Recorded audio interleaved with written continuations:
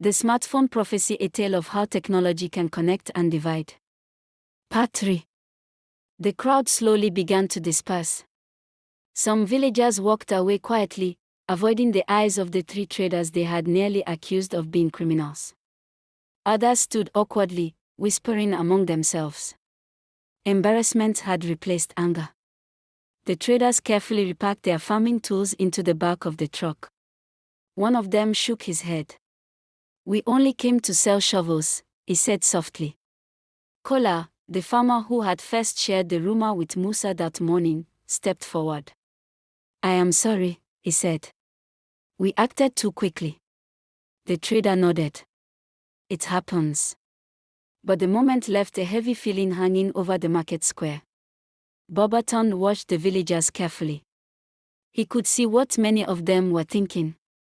If a simple message could nearly turn them against innocent strangers, what else could happen? That evening, the village was quieter than usual. Even the mango tree gathering felt different. People spoke more slowly, more thoughtfully.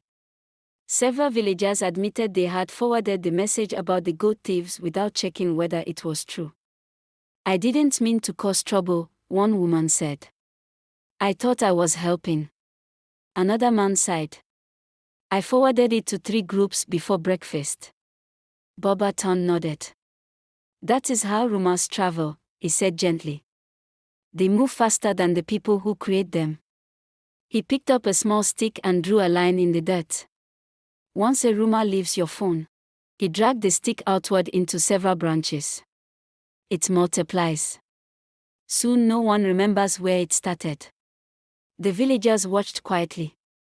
Then the young boy who had spoken earlier asked a question.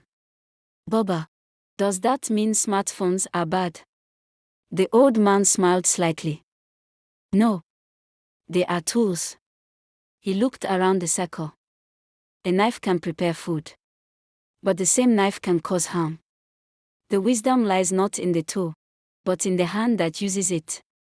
The villagers nodded slowly.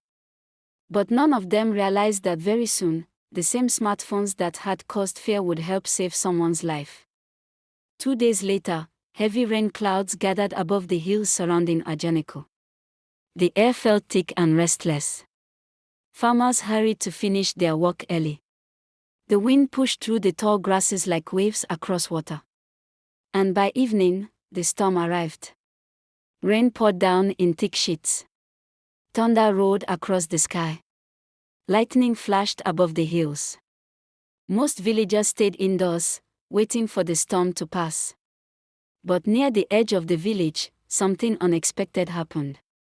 The small stream that normally trickled gently through the farmland began to rise rapidly. Rainwater rushed down from the hills. Within an hour, the stream had swollen into a powerful current. Near the stream, Musa's youngest daughter, Zainab, had been playing beneath a mango tree before the storm began. When the rain started, she tried to run home.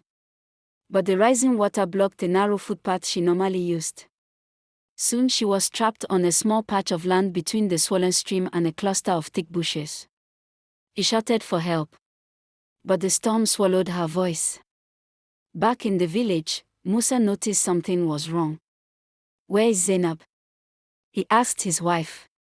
"She went outside earlier," she replied. Musa's heart tightened. He stepped outside into the heavy rain and called her name. But there was no answer.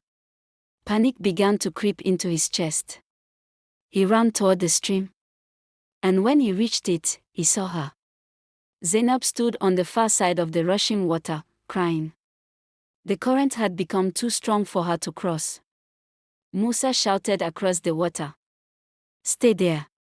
But the rising stream made it impossible for him to reach her safely. For a moment, he felt helpless. Then he remembered something. His phone. Within seconds, Musa opened the Ajanico Community Forum group. His fingers trembled as he typed. "Emergency. My daughter is trapped near the eastern stream. The water is rising fast. I need help." He attached a photo showing where she was standing. Then he pressed send. The message traveled instantly. Phones buzzed across the village. Men looked up from their homes. Women read the message aloud. Young people grabbed their jackets. Within minutes, dozens of villagers were moving toward the eastern stream. Not because of a rumor, but because of a real cry for help. When Babaton arrived, the rain was still falling heavily. But the villagers were already organizing themselves. Some brought ropes. Others brought long wooden poles. A few younger men found a large fallen tree branch nearby. Together, they formed a human chain along the riverbank. The stronger swimmers tied ropes around their waists. Slowly, carefully, they extended the branch across the rushing water. "Hold tight," one man shouted. Zainab grabbed the branch with both hands. The men pulled gently.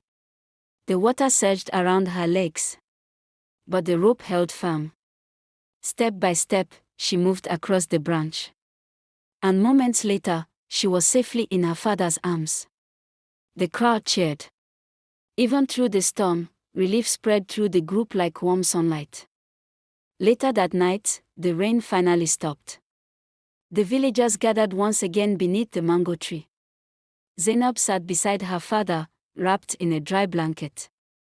Everyone was smiling. The same phones that had once spread fear had now helped save a child.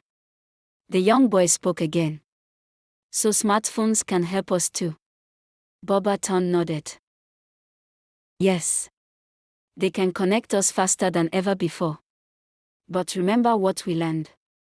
He looked around the circle. "A message can carry truth. Or it can carry fear.